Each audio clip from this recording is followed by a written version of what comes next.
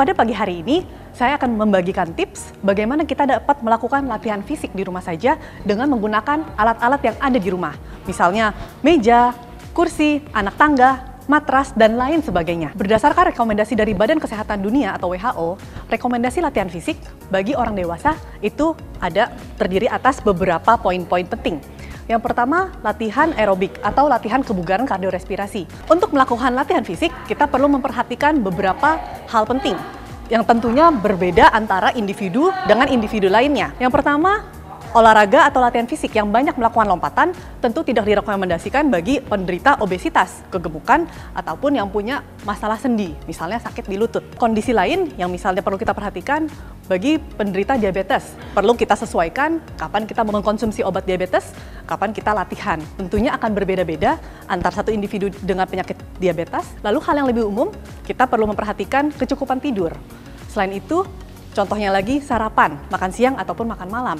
Jangan melewatkan sarapan bila kita hendak melakukan latihan fisik di pagi hari misalnya. Kita dapat mengkonsumsi makanan yang ringan sebelum kita melakukan latihan fisik. Misalnya pada saat kita hendak lari pagi. Jangan lupa untuk menggunakan pakaian olahraga yang sesuai serta alas kaki yang sesuai agar mengurangi risiko terjadinya cedera.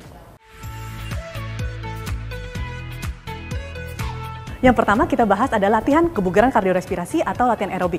Yang dapat kita lakukan di rumah saja, misalnya kita dapat melakukan jumping jack. Jumping jack ini sangat sederhana, kita hanya perlu membuka kedua tungkai kita, lalu kita menutupnya kembali sambil memberikan sedikit lompatan. Tentunya kita harus perhatikan, bagi teman-teman dengan masalah sendi di lutut terutama, atau penderita obesitas, kita harus melakukan dengan minimal lompatan atau tidak dilakukan lompatan. Contohnya gerakannya seperti ini, kita membuka, lalu kita menutupkan kembali. Kita lakukan berulang-ulang secara kontinus hingga mencapai intensitas latihan tertentu. Gerakan kedua yang akan kita bahas hari ini adalah high knees. Gerakannya cukup sederhana, hanya mengangkat bergantian kedua tungkai kanan lalu kiri, kanan lalu kiri. Tulang paha diangkat sejajar dengan lantai. Jadi yang baik adalah dilakukan cukup tinggi. Bila kita mengangkat tulang paha kita kurang tinggi, tentunya intensitas tidak akan menjadi optimal ataupun sesuai yang kita harapkan. Bila latihan jalan di tempat digunakan sebagai pembuka atau warming up dari latihan, cukup dilakukan kurang lebih 5 menit saja. Namun bila digunakan sebagai latihan inti, bisa kurang lebih dalam waktu setengah jam juga terbagi. Berikut tadi latihan yang dapat dilakukan di rumah untuk melakukan latihan kardiorespirasi. Sekarang kita masuk ke latihan kedua, yakni latihan kekuatan otot.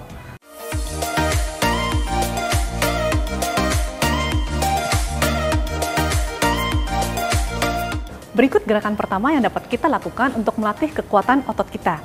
Gerakan push up bagi pemula dapat menggunakan bantuan dinding sebagai tempat untuk meletakkan tangan kita.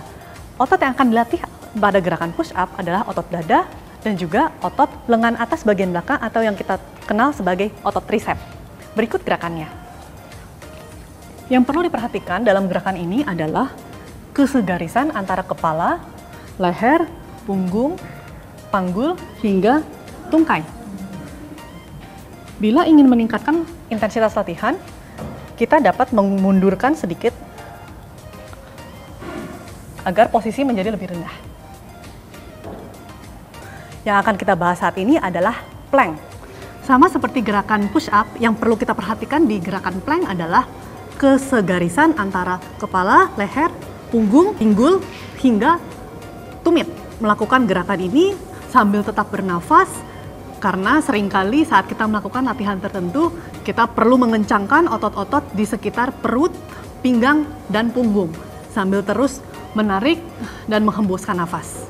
Dalam melakukan plank, tentunya tiap individu akan berbeda-beda kemampuannya. Bagi pemula bisa dilakukan kurang lebih 15 detik, ditahan dahulu, lalu pelan-pelan ditingkatkan. Katakanlah minggu pertama 15 detik, minggu kedua kita coba tingkatkan menjadi 20 detik sekali melakukan plank. Gerakan selanjutnya yang perlu kita lakukan, latihan otot perut dan juga sebagian otot paha. Pertama kita berbaring terlentang, lalu letakkan tangan di bawah bokong, angkat kedua kaki bersamaan, kita rasakan otot perut serta sebagian otot paha mengalami kontraksi, itu artinya gerakan kita sudah benar. Gerakan ini dapat kita lakukan dalam 1 hari 3 set, setiap setnya terdiri atas 10 repetisi. Jangan lupa saat melakukan gerakan tersebut, kita tetap harus menarik dan membuang nafas. Gerakan berikutnya yang juga melatih otot tungkai adalah gerakan squat. Squat ini merupakan gerakan yang lazim dilatih dan digunakan dalam latihan kekuatan otot sehari-hari. Berikut gerakannya. Kita dapat menurunkan bagian pinggul dan bokong kita ke lantai. Yang kita perlu perhatikan di sini adalah melakukan gerakan squat cukup rendah hingga tulang paha kita sejajar dengan paralel dengan lantai. Lalu yang perlu diperhatikan lagi adalah mendorong bokong ke belakang agar gerakannya sesuai dan tepat. Hindari melakukan gerakan squat yang terlalu maju. Misalnya gerakan yang salah adalah seperti ini. Ini gerakan yang tidak tepat. Jadi tadi merupakan tips yang dapat kita lakukan bila ingin melakukan latihan fisik di rumah saja. Antara satu individu dengan individu lain akan berbeda waktu yang paling tepat untuk melakukan latihan fisik. Bagi individu yang bangun di pagi hari dengan kondisi segar, akan sangat mudah untuk melakukan latihan fisik di pagi hari. Tentu akan berbeda bagi penderita insomnia. Penderita insomnia memiliki beberapa highlight yang perlu kita perhatikan, misalnya tidak melakukan latihan fisik dalam kondisi atau waktu yang terlalu dekat dengan jam istirahat, misalnya paling dekat dengan jam tidur sekitar 3 jam sebelumnya, terutama bila melakukan dengan intensitas yang berat. Tentu, kondisi metabolisme yang sedang meningkat akan mempersulit tubuh pada individu yang mengalami gangguan tidur. Dalam kondisi tubuh yang lelah, denyut nadi kita, tensi darah kita cenderung akan sedikit meningkat. Tentunya hal-hal ini menjadi parameter yang perlu kita perhatikan dalam menilai intensitas latihan. Saya Dr. Levina, spesialis kedokteran olahraga untuk Hidup Sehat Plus.